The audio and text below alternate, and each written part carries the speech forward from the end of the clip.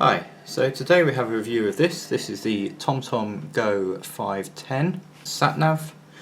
The TomTom GO 500 and the 510 are effectively the same devices, but the 510, which is this one, has lifetime everything, so lifetime maps, traffic and speed cameras. Now the prices, I've been sitting on this one for a while. I've had it probably about 4 months now, maybe 5 months.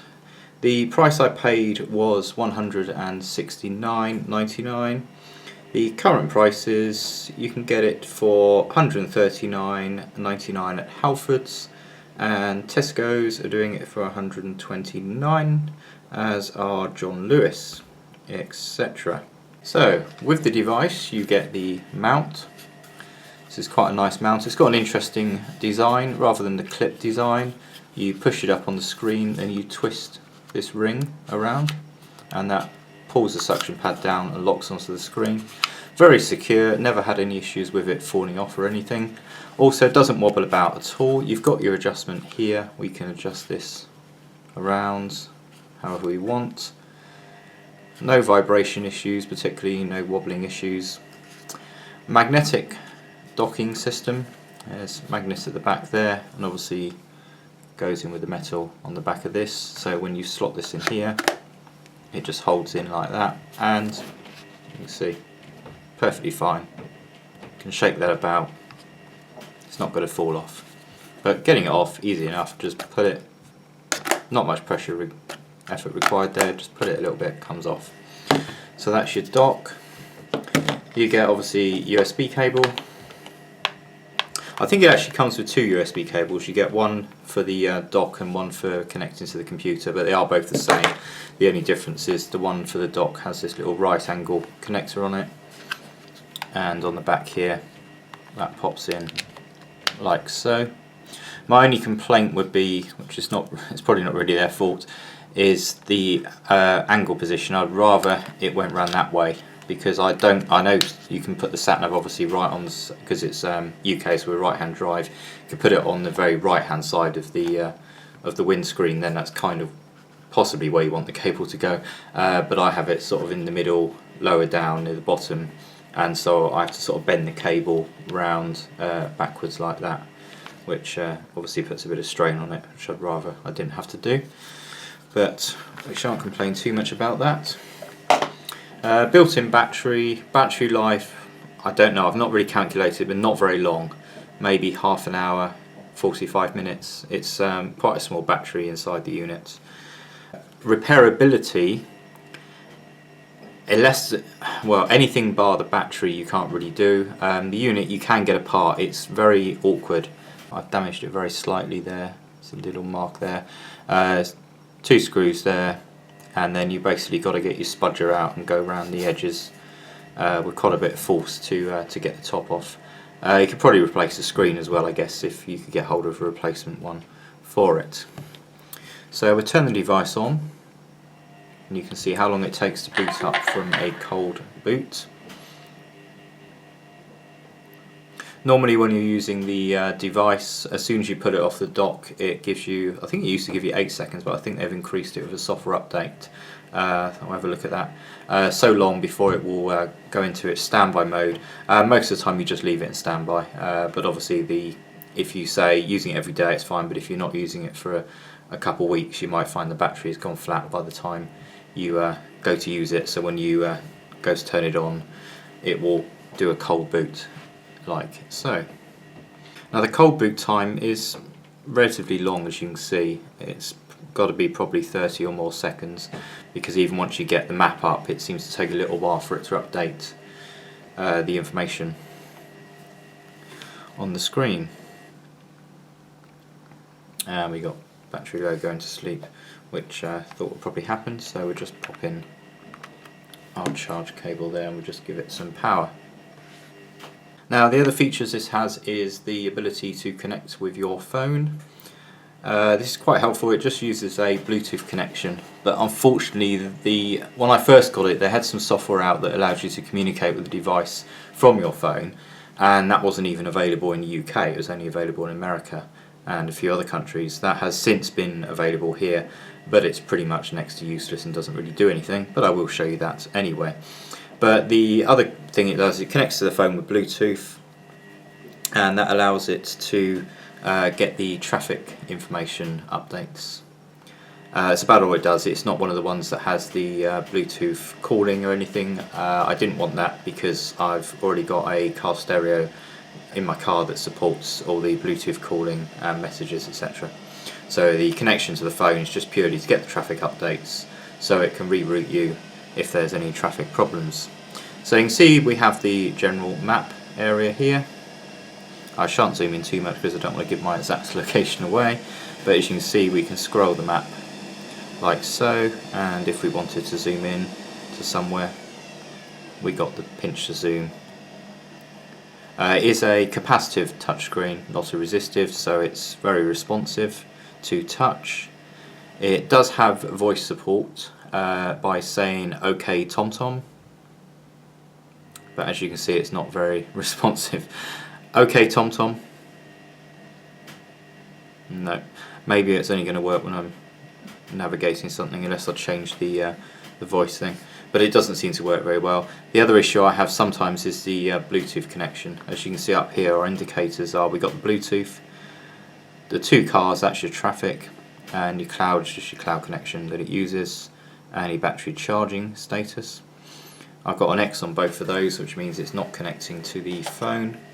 I don't know, I wouldn't say it's necessarily the fault of the device. It seems to be the fault of the phone, because it needs, the Bluetooth connection works in a slightly odd way, that it requires a works in a kind of hotspot way. So if you look on the phone here, you can see that we've got the standard Wi-Fi hotspot, which you don't need, but we need the Bluetooth tethering on, and I have got an app that's supposed to turn it on automatically, but it does seem to randomly go off. So bear that in mind, because that is a tad annoying, because say the app doesn't always work, and without the app you've got to remember to go in and turn this on, and if you turn the phone off and back on again it's going to reset back to being off again, and then you wonder why you haven't got a connection. And there we are, phone connected. So that's worked this time. Sometimes even if you turn that on you have to go back in here and change all the settings. So we've got a volume slider, we can change the volume. The volume is quite good, it's quite loud. Let's come out the menu again, go back in. This one here is our voice on and off, so basically if you want to turn the voice on or off you can do that there. It is a bit sluggish sometimes, this thing. So that's that one, and then night mode is the button there, which changes it to basically a darker. It doesn't really change the colours too much, it just darkens everything a bit. That one comes on automatically, going by the time, etc. You've got zoom here, so you can zoom in and out there. You've also got one there that just changes the map to a 3D view as opposed to a standard view. And then we've got search, so we can put in where we want to go, and automatic drive home, recent destinations, your places, your different routes, voice control, dedicated button for parking and petrol. There's a report speed camera option. That's kind of not really much use, because you say that the TomTom voice control is not brilliant, so by the time you've shouted at it enough times to try and get it to recognise you and say that you want to report a speed camera, it's too late and you've gone past the location, and hence it's going to report it in the wrong place. And then your TomTom services, which is just the traffic, etc., so it just gives you the details if you're connected and activated there. In the further settings you've got appearance, so in here we can change the display, so we can change the colour, the brightness, and the automatic switch to darks. Not many colours. We've got vibrant violet, proud purple, we've got orchid, blue, another blue, greens, limes. Not a big variety really. Brightness, again you can change that. I just leave it set at 100%, and then it also drops it down to about 20 when it's night time.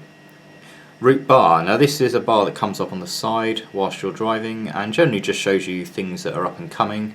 So if there's a petrol station, etc. It also shows you the details like how long it's going to take to arrive, what time you're going to arrive, etc. So we can have here, we got the arrival information.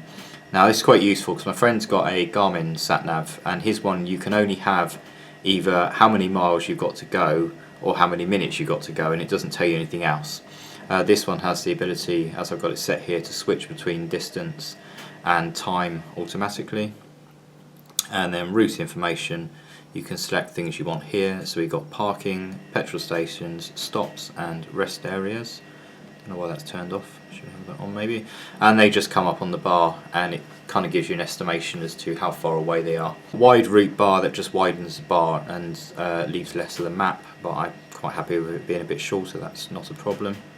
And yeah, back there is an option for showing the current time, so if you want the current time on here you can have that as well.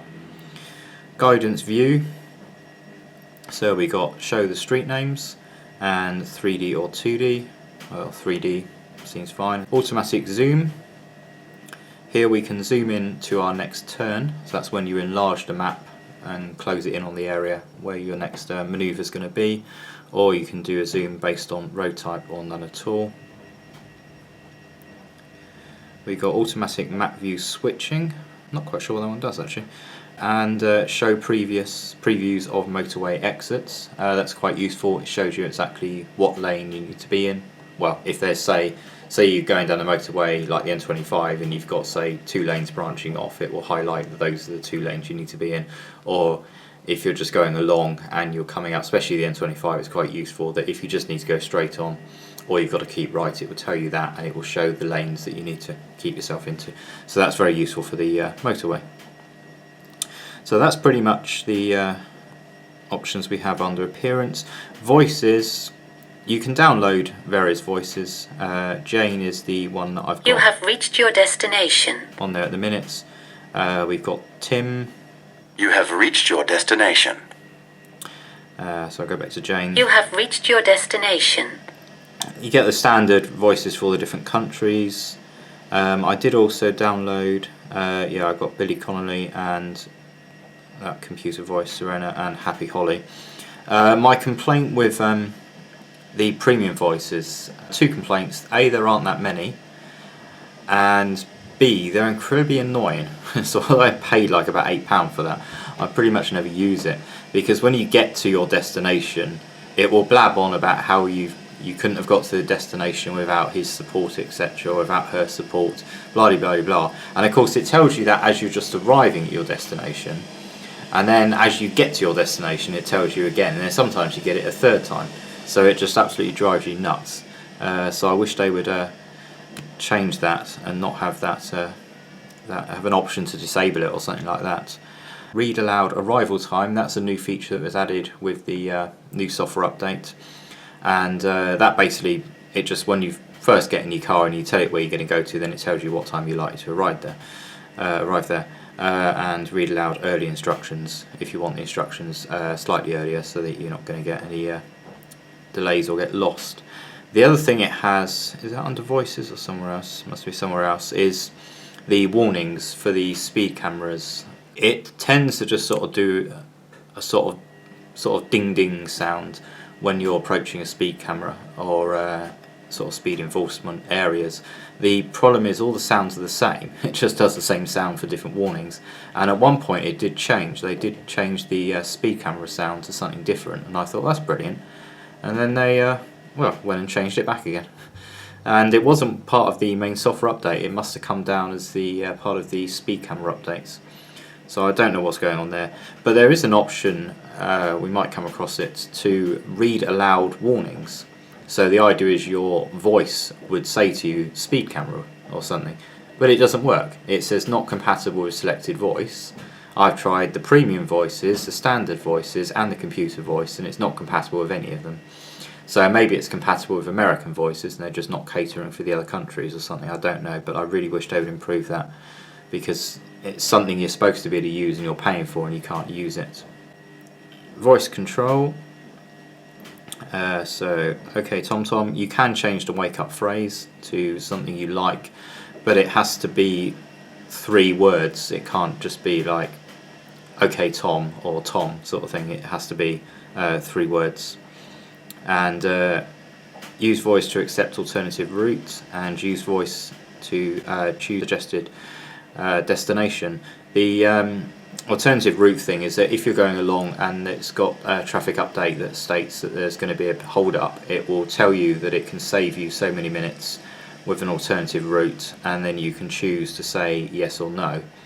And funny enough, that part of it always works fine. You say yes or you say no, you don't have to scream and shout at it, and it seems to recognise it, but you try and do anything else and it doesn't recognise it at all. So I'm not really sure what the deal is there.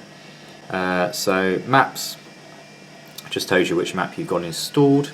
So it's got 3 updates, and this one comes with the maps for the whole world, all 3.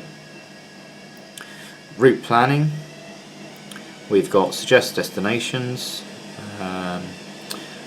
options, so always take fastest route, ask me so I can choose, or don't ask me.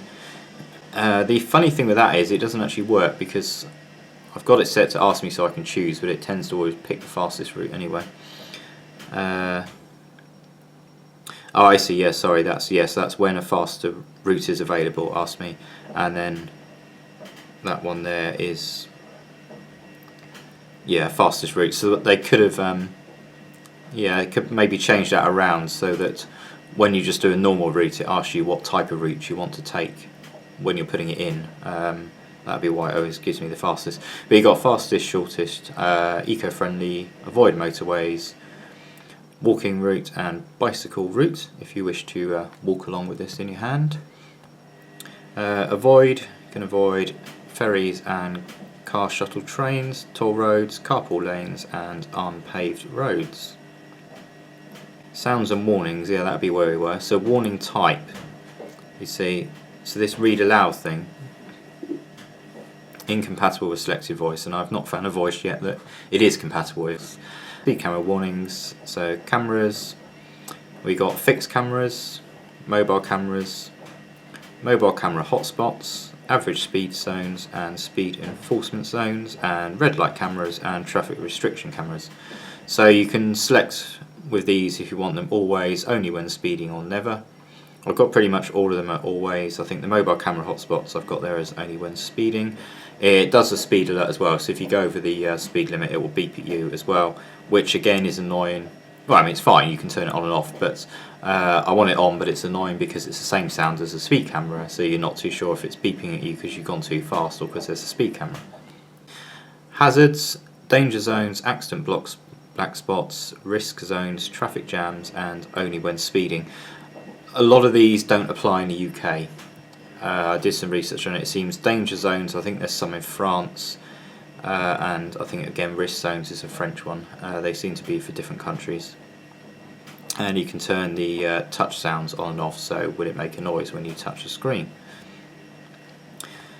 Language and units, obviously language country, keyboards for your different language again. Units for either kilometers, miles and feet, or automatic. And time and date, you can select between 12 and 24 hour, what kind of date style you want, but it sets the time automatically from the satellite. And then system just tells you some information about the device, which again you can see that's gone completely non-responsive now, so that must be a slight bug in it somewhere. Yeah, okay, I haven't had that before where it's completely frozen like that, so I don't know what that's about.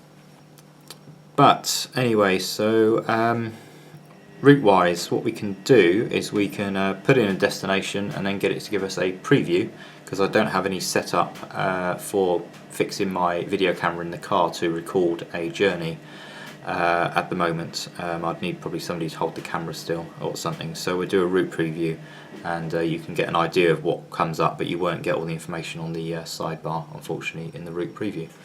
Okay, so got ready for the route preview.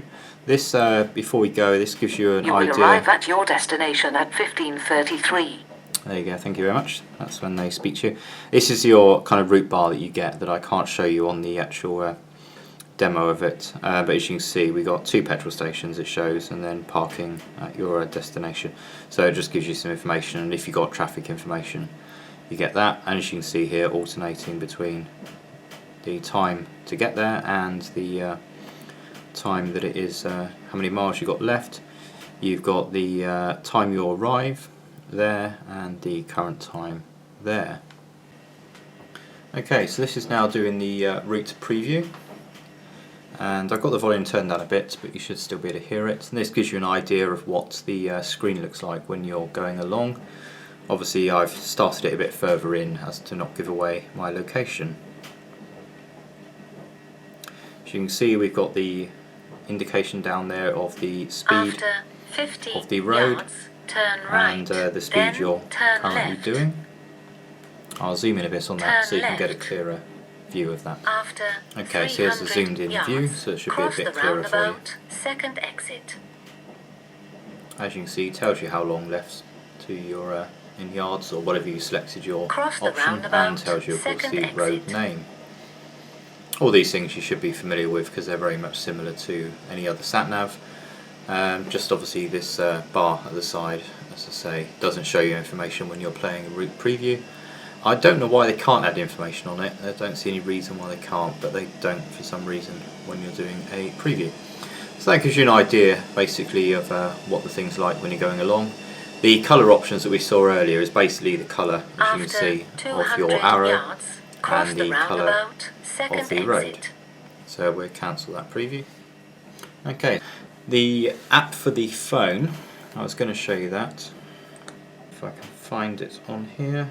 I think it's called My Drive. There, TomTom My Drive. So we'll load this one up.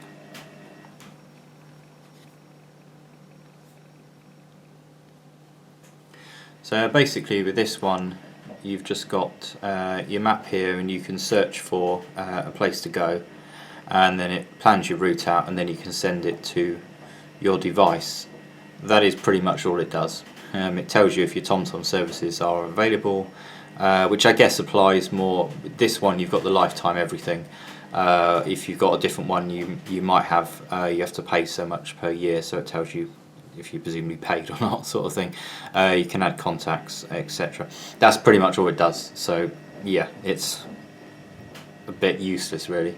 Just allows you to search for somewhere and then send it to your device. I suppose it could have some benefits in that, say you keep the sat nav in the car, which I don't tend to do, A, because I don't want it stolen, and B, you have the issue with updating. You get updates on the computer more or less every couple of days because there's community map updates and speed camera alerts. They tend to be the most typical that comes in. Yes, I forgot to mention that there is an option if you are driving somewhere, like I found a roundabout here which didn't exist on here, but it was definitely there in the road, so you can go online. You can't do it from here. It'd be nice if you could mark the location here, and then when you go online you'd be able to update it, but you can't, so you have to go online and then state that you know where the location is, what was missing, etc., or if it was a issue with a speed camera not being there or being there, or the speed limit is wrong or not. The units on the bottom, I forgot to mention, of course, that's our docking bit. There is a slot there for a SD card, micro SD card. That's so you can expand on the space. The space I think is about 8 gig that it's got built in, and surprisingly, you know, just having the UK maps on with buildings, it has an option for buildings, but so far I've not seen any buildings come up on it, so maybe I have to drive around in London or something for a bit, see if it brought any buildings up. But yeah, you can expand the storage if you are low on storage space. The software on the computer, it used to be incredibly slow at updating. Typically it would download, say, like a speed camera update that could be somewhere in the region of 300 kilobytes or something, it seems to take forever to download, and looking at some forums it seems that possibly that's just their servers are useless. But then once it's downloaded it, sometimes it would take 15-20 minutes or even half an hour or more just to install a 300 kilobyte file over USB to this device. Since they've done a software update, it does seem to have improved slightly, but it's still not brilliant, and it can still take 5 or 10 minutes to, say, just do a simple community map update and speed camera update to the device. So that is annoying, and you do have to factor that in if you're sort of thinking, oh, I'll just quickly update it before I rush off, or you're going on holiday or something. Probably best to update it maybe sort of a few hours before you're going to go away, because you never can be quite sure how long things are going to take, especially if it's got an actual main map update. That takes hours. So I don't know why it's so slow. I can't really fathom that. You know, USB connection is perfectly capable of transferring quite a few megabytes per second, but for some reason, it must be the internals of this or the software they're using really sort of bottlenecks it. And yeah, registration, when you have the when you install the software, I've noticed with Garmin ones you can skip the registration, don't have to tell them who you are. It will just let you have the updates. This one you do have to create an account with them, etc., which is tad annoying. You know, you might not necessarily want to give you details and have them sending you marketing emails and stuff, but unfortunately there's no option. But of course you can disable the marketing emails afterwards, but yeah, it's a tad annoying that they do that. So anyway, I hope you found that of some use if you were looking at purchasing one of these devices. I would certainly recommend it. I never originally thought of TomTom as being one of the companies I'd go for, mainly because I try and steer away from some of the big companies. But having looked around at the you know, Garmin, the cheaper models don't really seem to be that brilliant. So having looked at the Garmin, that was quite interested. But with my friend having quite a recent Garmin, and he's not got all the updates and everything that I've got with the cameras, etc., for life, and his, you know, interface doesn't seem that brilliant. But what he does have is the ability to change, you know, can change the arrow to something else. You can have a car or a truck or whatever you want on it. This doesn't have any kind of, you can't change that. You can only change the voices to the few limited ones that they rip you off at if you want to buy them. I hope you found that useful, and if you did, please give it a thumbs up. If you've not subscribed, please do, and catch you soon for the next video. Cheers.